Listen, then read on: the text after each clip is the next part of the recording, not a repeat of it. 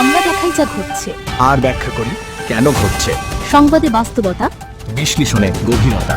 Masan TV, সাংবাদিকতার নতুন দিগন্ত সূচনায় Masan TV, একটি স্বাধীন ও নিরপেক্ষ গণমাধ্যম। চিলমারীতে কুড়িগ্রাম ৪ আসনে বিএনপির নির্বাচনী জনসভা অনুষ্ঠিত।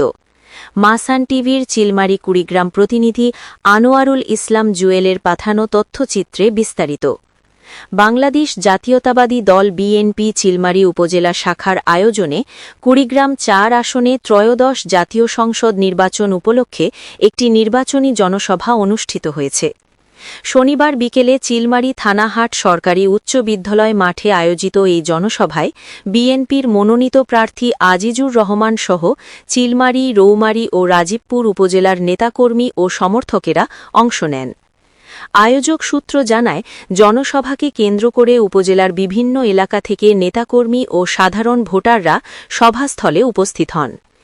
এই জনসভায় বক্তব্য রাখেন বিএনপি চিলমারী উপজেলা শাখার আহ্বায়ক এবং সাবেক সংসদ সদস্য আব্দুল বারী সরকার, যুগ্ম আহ্বায়ক অধ্যাপক রফিকুল ইসলাম স্বপন, অধ্যাপক ফজলুল হক, সাদা কাথসিন সাজু মাস্টার, শাহ আলম সবুজ, সদস্য সচিব অধ্যাপক আবু হানিফা, সাবেক সাধারণ সম্পাদক আব্দুল মাতিন সরকার শিরিন, সাবেক যুগ্ম আহ্বায়ক আবু সাইদ হোসেন পাখি, যুবদলের আহ্বায়ক ইউনুস আলী, সদস্য সচিব রুহুল আমিন জিয়া, স্বেচ্ছাসেবক দলের আহ্বায়ক আব্দুল মোতালেব, ঢাকা বিশ্ববিদ্যালয় শাখা ছাত্রদলের এজিএস রায়হানুল কবির বাবু, চিলমারী উপজেলা ছাত্রদলের আহ্বায়ক ইয়াকুত সাদ্দাত স্বাক্ষর ও সদস্য সচিব সুমন, এছাড়াও মহিলা দলের সভাপতি ফেরদৌসী জান্নাত চায়না ও সাধারণ সম্পাদক জিয়ারা বেগম রোজি বক্তব্য দেন।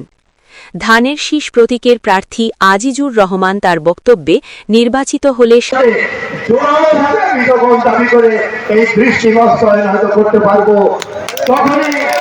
আমাদের মধ্যে সেই সেতুবন্ধন এই 2 ঘন্টার ব্যবধান আর থাকবে না।